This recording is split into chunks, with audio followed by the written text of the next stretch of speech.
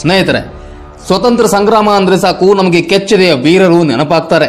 ಅವರ ದೇಶ ಪ್ರೇಮ, ಶೌರ್ಯ ಎಲ್ಲವೂ ನಮ್ಮ ದೇಶದ ಸ್ವತಂತ್ರದ ಹಿಂದಿನ ಮಹಾ ತ್ಯಾಗವನ್ನ ತಿಳಿ ಹೇಳುತ್ತೆ. ಈ ದೇಶಕ್ಕೆ ಕೇವಲ ಶಾಂತಿಯಿಂದ ಹಿಡಿ ಉಪ್ಪನ್ನ ಹಿಡ್ಕೊಂಡು ಉಪವಾಸ ಮಾಡಿದ್ದಕ್ಕೆ ಸ್ವತಂತ್ರ ಬರಲಿಲ್ಲ.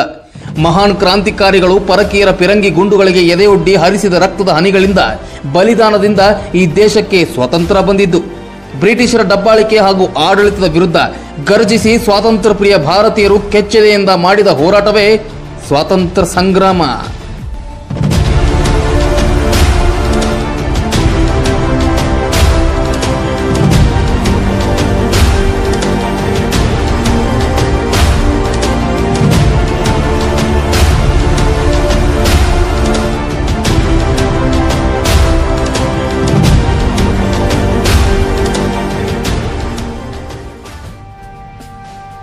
ಆದರೆ ಹಲವಾರು ರಾಜಕಾರಣಿಗಳಿಂದ, ಭ್ರಷ್ಟ ಆಡಳಿತದಿಂದ ಸಾಕಷ್ಟು ಹೋರಾಟಗಾರರ ಹೆಸರು ಇವತ್ತಿನ ಪಠ್ಯ ಪುಸ್ತಕಗಳಲ್ಲಿ ಪ್ರಕಟವಾಗ್ತಾ ಇಲ್ಲ.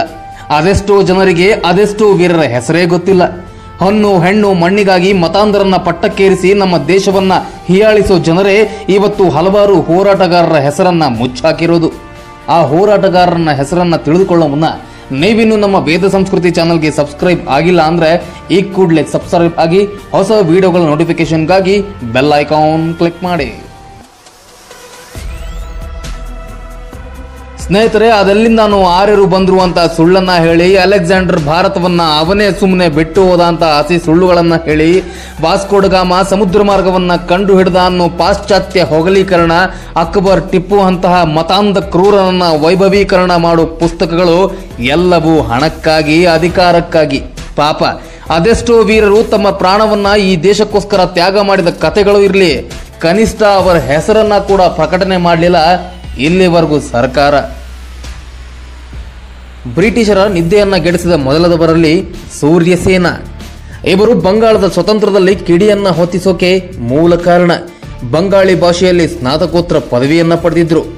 1930ರಲ್ಲಿ ಬ್ರಿಟಿಷರ ವಿರುದ್ಧ ನಡೆದ ಚಿಟ್ಟಿ ಗ್ಯಾಂಗ್ ಆಯುಧ ದಾಳಿಯ ನೇತೃತ್ವವನ್ನ ಇವರೇ ವಹಿಸಿದ್ರು. ಬ್ರಿಟಿಷರ ಕೈಗೆ ಸಿಕ್ಕಿ ಜೈಲಿನಲ್ಲೇ ಚಿತ್ರಹಿಂಸೆಯನ್ನ ಅನುಭವಿಸುತ್ತಲೇ ಪ್ರಾಣ ಬಿಟ್ಟಿದ್ರು. ಎರಡನೇದಾಗಿ ಬಾಜಿ ರೌತ್.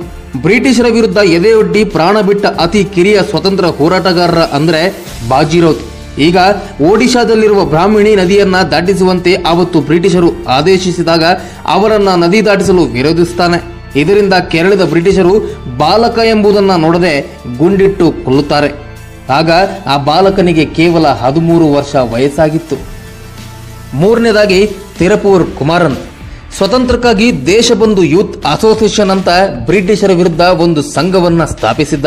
1932 ಜನವರಿ 11ರಂದು ನಡೆದ ಬ್ರಿಟಿಷ್ ಆಡಳಿತ ವಿರೋಧದ ಆಂದೋಲನದಲ್ಲಿ ಭಾಗವಹಿಸಿದ್ದ. ಆವತ್ತು ಭಾರತದ ಬಾವುಟವನ್ನ ಕೈಯಲ್ಲಿ ಹಿಡಿದುಕೊಂಡೇ ಮೇರಾ ಭಾರತ್ ಮಹಾನ್ ಅಂತ ಹೇಳುತ್ತಲೇ ಬ್ರಿಟಿಷರ ಗುಂಡಿಗೆ ಬಲಿಯಾಗಿದ್ದ. ನಾಲ್ಕನೇದಾಗಿ ಚಾಫಕೇರ್ ಸಹೋದರರು. ಈ ಮೂವರು ಬಾಲಗಂಗಾಧರ ತಿಲಕರ ಶಿಷ್ಯರು. ಪುಣೆಯಲ್ಲಿ ಪ್ಲೇಗ್ ನಿವಾರಣೆ ಕಮಿಷನರ್ ಆಗಿದ್ದ WC ರ್ಯಾಂಡ್ ನೇತೃತ್ವದ ಬ್ರಿಟಿಷರ ನಿರಂಕುಶ ಆಡಳಿತವನ್ನ ವಿರೋಧಿಸಿದ್ರು. ಅಷ್ಟೇ ಅಲ್ಲ, ಪ್ರತಿಭಟನೆ ಮಾಡುತ್ತಲೇ ರ್ಯಾಂಡ್ ಅನ್ನ ಹತ್ಯೆ ಮಾಡಿದ್ರು.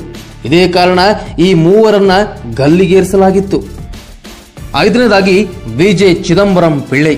ಇವರು ಬಾಲಗಂಗಾಧರ ತಿಲಕರ ಸ್ವತಂತ್ರ ಹೋರಾಟದಿಂದ ಪ್ರೇರೇಪಿತರಾಗಿ ಇವರು ಕೂಡ ಹೋರಾಟಕ್ಕೆ ಮುಂದಾಗಿದ್ರು. ಬ್ರಿಟಿಷರು ದೇಶದಲ್ಲಿ ತಮ್ಮ ನೆಲವನ್ನ ವಿಸ್ತರಿಸಿಕೊಳ್ಳೋಕೆ ಮುಂದಾದಾಗ ಅದನ್ನ ಹತ್ತಿಕ್ಕಲು ತಮ್ಮದೇ ಆದ ಶೈಲಿಯಲ್ಲಿ ಪ್ರತಿಭಟಿಸಿದ ಉದ್ಯಮಿ. ಮುಂದೆ ಬ್ರಿಟಿಷರ ಫಿರಂಗಿ ಗುಂಡುಗಳಿಗೆ ತಮ್ಮ ಎದೆಯನ್ನ ಕೊಟ್ಟಿದ್ರು. ಆರನೇದಾಗಿ ಬಲವಂತರಾವ್ ಫಡ್ಕೆ. ಭಾರತದಲ್ಲಿ ಅತಿ ರೋಚಕವಾಗಿ ಹಾಗೂ ದುಃಖಭರಿತವಾದ ಕತೆ ಅಂದ್ರೆ ಅದು ಬಲವಂತರಾವ್ ಫಡ್ಕೆ ಅವರದು. ಮಹಾರಾಷ್ಟ್ರದಲ್ಲಿ ಎಜುಕೇಷನ್ ಸೊಸೈಟಿಯ ವ್ಯವಸ್ಥಾಪಕರಾಗಿದ್ರು. ಮಹಾರಾಷ್ಟ್ರದಲ್ಲಿ ಹಲವು ಬುಡಕಟ್ಟು ಸಮಾಜಗಳನ್ನ ಕೂಡಿಸಿಕೊಂಡು ಬ್ರಿಟಿಷರ ಆಡಳಿತದ ವಿರುದ್ಧ ಹೋರಾಡಿದವರು. ಕೊನೆಗೆ ಬ್ರಿಟಿಷರ ಸೆರೆಯಾಗಿ ಜೈಲಿನಲ್ಲಿಯೇ ಉಪವಾಸ ಸತ್ಯಾಗ್ರಹ ಮಾಡಿ ಅಮರನಾದ ವೀರ. ಏಳನೇದಾಗಿ ಬಾಫಾ ಜತಿನ್. ಹದಿಹರೆಯದಲ್ಲಿದ್ದಾಗಲೇ ಬ್ರಿಟಿಷರಿಗೆ ಸಿಂಹ ಸ್ವಪ್ನವಾಗಿ ಕಾಡಿದ ವೀರ. ಜತಿನ್ ಮುಖರ್ಜಿಯಾಗಿದ್ದು ಇವರು ಸ್ವತಂತ್ರ ಹೋರಾಟದಿಂದಾಗಿಯೇ ಬಾಫಾ ಜತಿನ್ ಎಂದು ಖ್ಯಾತರಾದವರು. ಬಂಗಾಳದ ಈ ಯುವಕ ಬ್ರಿಟಿಷರ ವಿರುದ್ಧ ಹಲವು ರಹಸ್ಯ ಸಭೆಗಳನ್ನು ನಡೆಸಿ ಸ್ವತಂತ್ರ ಪಡೆಯುವ ದಾರಿಯನ್ನ ಹುಡುಕಿದ್ರು. ಎಂಟನೇದಾಗಿ ರಾಣಿ ಗೈದೆನ್ನಿಯು. ನಾಗ ಜನಾಂಗದ ನಾಯಕಿಯಾಗಿ ಇವರು ಈಶಾನ್ಯ ರಾಜ್ಯಗಳಲ್ಲಿ ಬ್ರಿಟಿಷರ ವಿರುದ್ಧ ಹೋರಾಟ ಮಾಡಿದವರು. 16ನೇ ವಯಸ್ಸಿಗೆ ಸ್ವತಂತ್ರ ಸಂಗ್ರಾಮದ ಹಾದಿಯನ್ನು ಹಿಡಿದಿದ್ರು. ಇವರ ಧೈರ್ಯ ಸಾಹಸಗಳನ್ನು ಮೆಚ್ಚಿ ಜವಾಹರ್ಲಾಲ್ ನೆಹರು ಅವರು ರಾಣಿ ಅಂತ ಬಿರುದು ನೀಡಿದ್ರು. 9ನೇದಾಗಿ ಬಿರ್ಸಾ ಮುಂಡ್. ಸಾಕಷ್ಟು ಜನ ಇವರ ಹೆಸರನ್ನ ಕೇಳಿರ್ತೀರ.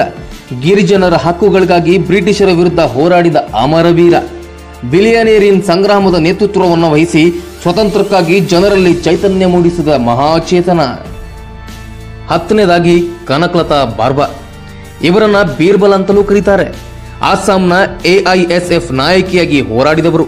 ಕ್ವಿಟ್ ಇಂಡಿಯಾ ಚಳವಳಿಯಲ್ಲಿ ಭಾಗವಹಿಸಿ ಬ್ರಿಟಿಷರ ಗುಂಡಿನ ದಾಳಿಗೆ ನಡೆಸಿದಾಗ ತ್ರಿವರ್ಣ ಧ್ವಜವನ್ನ ಕೈಯಲ್ಲೇ ಹಿಡಿದುಕೊಂಡು ಪ್ರಾಣವನ್ನ ಬಿಟ್ಟ ವೀರ ಮಹಿಳೆ. ನೋಡಿದ್ರಲ್ಲ ಸ್ನೇಹಿತರೆ, ಇವರ ಹೆಸರುಗಳನ್ನ ಯಾವ ಪಠ್ಯ ಪುಸ್ತಕದಲ್ಲೂ ಮಾಹಿತಿ ಇಲ್ಲ. ಇಂತಹ ಸಾಕಷ್ಟು ವೀರರಾದ ಬಟುಕೇಶ್ವರ ದತ್, ದುರ್ಗಾದೇವಿ, ಅರವಿಂದೋ ಘೋಷ್, ಇನ್ನೂ ಅನೇಕರ ಹೆಸರನ್ನ ನಾವು ಇವತ್ತು ಮರೆತು ಹೋಗಿದ್ದೀವಿ. ಅವರೆಲ್ಲರ ಕನಸಿನ ಈ ಭವ್ಯ ಭಾರತವನ್ನ ಶ್ರೀಮಂತವಾಗಿ ವಿಶ್ವ ಗುರುವನ್ನಾಗಿ ಮಾಡೋಣ. ಮತ್ತಷ್ಟು ಕುತೂಹಲಕಾರಿ ವಿಷಯಗಳೊಂದಿಗೆ ಮತ್ತೆ ಸಿಗ್ತೀನಿ.